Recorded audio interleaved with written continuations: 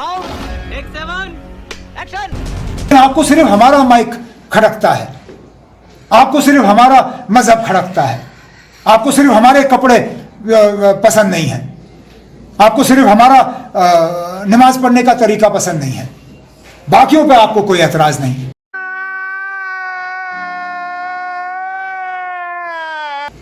और मैं फिर इस बात पे आता हूं ना, ये वो हिंदुस्तान नहीं है जिसके साथ जम्मू कश्मीर ने इल्हाक किया था। हमने जब इल्हाक किया था, हमने उस हिंदुस्तान के साथ इल्हाक किया था जिसमें हर मजहब को बराबर के नजरिए से देखा जाएगा।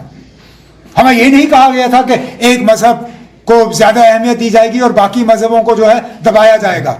अगर हमें यह कहा गया होता तो शायद हमारा फैसला कुछ और। बहुत बुरे हैं हम लोग, भोसड़ी के अंदर से खोल के बजा देंगे, तुझे पता भी नहीं चलेगा। हमारा फैसला कुछ और होता, जैसे कश्मीर को यही लेकर आए थे हिंदुस्तान के साथ। और दूसरी बड़ी बात, जब ये कहते हैं कि एक धर्म को दबाया जा रहा है, मुझे ये बताइए, जब मंदिरों से भी लाउडस्पीकर हट रहा है तो एक धर्म को कैसे दबाया जा रहा है? कह रहे एक धर्म से दिक्कत है। पलटकर कोई ये भी पूछ सकता है कि एक धर्म को ही सारी दिक्कत क्यों है? तेरे पास कोई और रास्ता है? कश्मीर को हिंदुस्तान में विलय करने का निर्णय लिया था राजा हरि सिंह ने एक कानून की तहत कि जब अंग्रेजी पैरामाउंट सी चली गई तो उन्होंने भारत की रियासतों को यह कहा था कि तुम जिस मर्जी डोमिनियन में मिल जाओ, हिंदुस्तान के डोमिनियन में मिलो या पाकिस्तान के डोमिनियन में मिलो। और उस समय राजा हरि सिंह पहले कश्मीर को इंडिपेंडेंट बना के रखना चाहते थे, क्योंकि माउंटबेटन उन्हें भड़का के आए थे कि किसी यूनियन को ज्वाइन नहीं करना, क्योंकि कश्मीर के ऊपर अंग्रेज अपना एक प्रभुत्व चाहते थे, जैसे ही वो ट्रेवनकोर के चाहते थे, समुद्र को, इंडियन ओशन को कंट्रोल करने के लिए और इधर सेंट्रल एशिया को कंट्रोल करने के लिए। लेकिन इस बीच जब पाकिस्तान ने हमला किया कश्मीर के ऊपर, तो उस समय उस हमले की वजह से राजा हरि सिंह ने एक्सेशन के डॉक्यूमेंट पे साइन किए। उन डॉक्यूमेंट के साइन करने के अंदर और कश्मीर को भारत में विलय कराने के अंदर शेख अब्दुल्ला का कोई हाथ नहीं था। क्या हो रहा है इस देश में ऐसा जो उमर अब्दुल्ला को लगता है कि हमारा मजहब ही खटकता है? कोई पलटकर यह क्यों ना पूछे कि आपके मजहब को ही सारे देश की चीजों में दिक्कत क्यों होती है? सुशांत भाई, सबसे पहले तो मैं अपनी दो पंक्तियां समर्पित करना चाहूंगा देश के हर देशवासी को, हिंदू भाई हो, मुसलमान भाई हो, जो कोई है, शहजाद भाई आप हैं, मैं सबों को मैं आपका जीना हराम कर दूंगा। देखिए सुशांत भाई, सबसे पहले हमें यह समझना होगा कि जो अजान की बात चल रही है और लाउड स्पीकर की बात चल रही है, जो महत्व मंदिर में हमारे हिंदू भाइयों के लिए मंदिर की घंटी का होता है, वो मुसलमानों के लिए मस्जिद में अजान के लिए लाउड स्पीकर का होता है।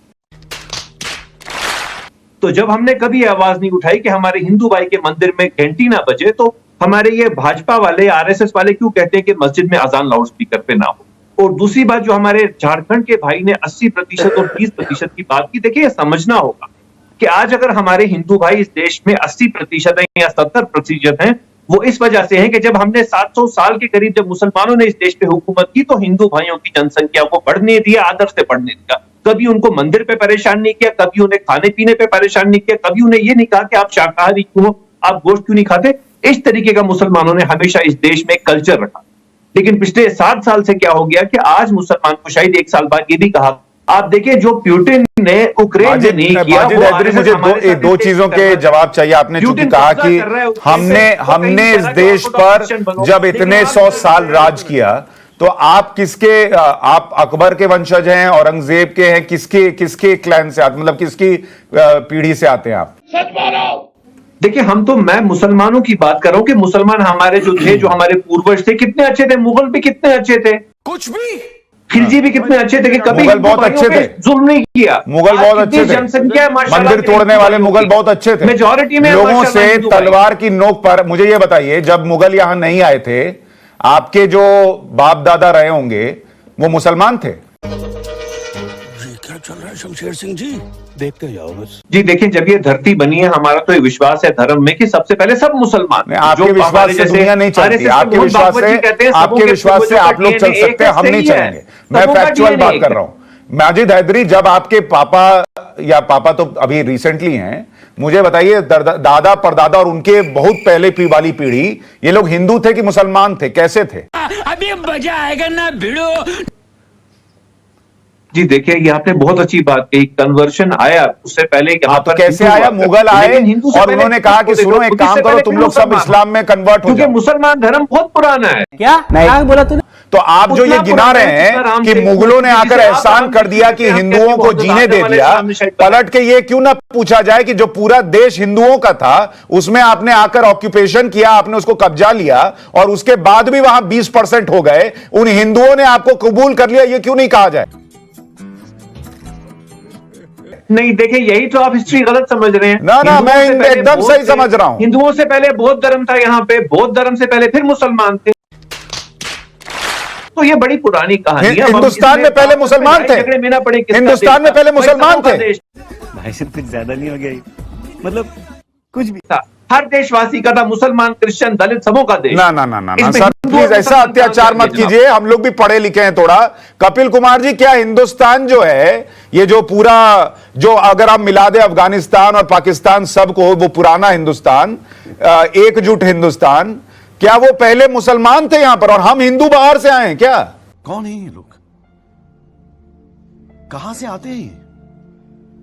देखिए भाई साहब, ऐसा है कि एक तो ये गलतफहमी निकाल दें कि पूरा हिंदुस्तान कभी मुगलों के अधीन रहा है, इस गलतफहमी को निकाल दें। औरंगजेब तब की जाटों ने मथुरा के इधर और भरतपुर के उधर ऐसी तैसी करके रख दी थी। राजस्थान का कोई रजवाड़ा जो है मुगलों का वो नहीं था राज। आसाम और पूरा उत्तर पूर्वी भारत कभी मुसलमानों के मुगलों के अंडर में नहीं रहा। दक्षिण भारत के अंदर भी बहुत सारे राज और रजवाड़े थे। सुनिए, पहले तो ये बात सुन लीजिए। क्या बात कर रहे हैं आप? एक मिनट माजिद हैदरी, रुक सुन लीजिए, मेरी बात बात चल रही है, वो बात कंप्लीट हो जाए। बोलिए, अरे भाई, मेरी बात को सुन सर, लीजिए। आपको भी नहीं, थोड़ा सा रुक जाइए। मैं ये कह रहा हूं कि हम मुगलों के एहसान के नीचे दबे हुए हैं, वो एहसान हमें उतार देने दीजिए और कपिल कुमार जी को अपनी बात तो कह लेने दीजिए। अब ये कह रहे हैं कि मुसलमान धर्म बौद्ध धर्म से भी पुराना है, हिंदू धर्म से भी पुराना है, सबसे पहले हिंदुस्तान में इस्लाम था। तो भाई इनकी समझ के आगे मैं तो इनसे बहस कर नहीं सकता। ये तो अंग्रेजों ने भी नहीं लिखा जिन्होंने भारत के इतिहास की ऐसी तैसी की थी। हम उसे हजरत आदम अलैहिस्सलाम का पुल कहते हैं। तो इसमें आप धर्म को बात फसाद मत अच्छा, बनाइए। अब राम हमने सेतु कभी भी राम सेतु अरे नहीं है। बहुत बढ़िया था। राम सेतु भी राम सेतु नहीं है। कंट्रोल उदय। सारे लोग खुश हैं। माजिद हैदरी, आप क्यों दुखी होते हैं फिर? नहीं मैंने सुन लिया, आप खुश हैं, बहुत अच्छी बात है सरवर साहब। माजिद हैदरी, आप क्यों दुखी होते हैं? मुझे अपनी पसंद से गोश्त खाने नहीं दिया जाता है। मैं दुखी तब होता हूं जब मुसलमान महिला को हिजाब पहनने नहीं दिया जाता। आपको कब गोश्त खाने से रोका गया बताइए? आपको कब गोश्त खाने से रोका गया मुझे बताइए? नॉन इशू है, ये नॉन इशू है। क्या नॉन इशू है? गोश्त खाने नहीं देता, कौन गोश्त खाने नहीं देता? कौन नॉन इशू है? कैसी बात कर रहे हैं आप? नवरात्रा के नाम पे कितनी दफा दुकानें बैन हो जाती हैं, हलाल बेचना मैंने कहां बैन हो गई भाई? दुकानें का खोल दी गई थी, एक जगह आया था उसको खोल दिया गया। मध्य प्रदेश में हमको नॉनवेज खाने नहीं दिया जाता है तो हमने इंडिया के साथ आकर गलती कर दी। कैसे कैसे बात बोलते हैं आप लोग सर? नॉनवेज खाने के लिए जिंदा हैं? जनाब आप एक मिनट रुक जाइए, मैं आपको अभी बताता हूं।